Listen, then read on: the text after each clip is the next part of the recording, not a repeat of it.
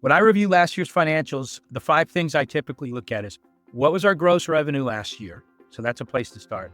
Number 2, I'm always looking at what was the amount, both percentage-wise and dollar-wise, in the gross margin bucket of that revenue. So after cost, what was I left with to pay my bills? I'm looking at my fixed cost numbers from last year.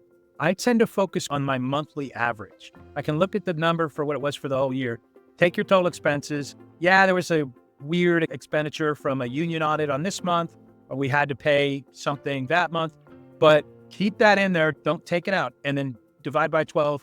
And that's a pretty good indicator going into the year. You've put a little fluff in there, but my monthly average on expenses, earnings, what am I left with when all those fixed cost bills are paid?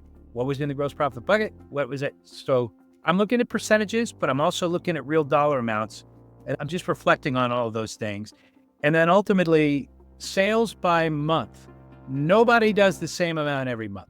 So if you're just going, well, we want to do $5 million, divide by 12, it's going to be $425,000 a month. It never works out that way. The great thing about the trade show industry is show schedules are pretty on cycle and predictable.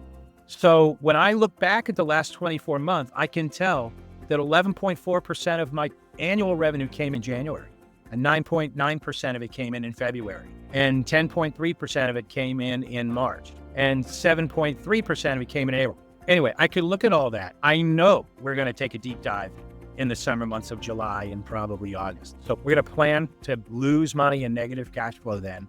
We'll work like hell, hopefully, to find other things we can do to fill the gaps. So when we take our annual number of what we're trying to achieve for the year, we will plug each month in by what our historic percentages are.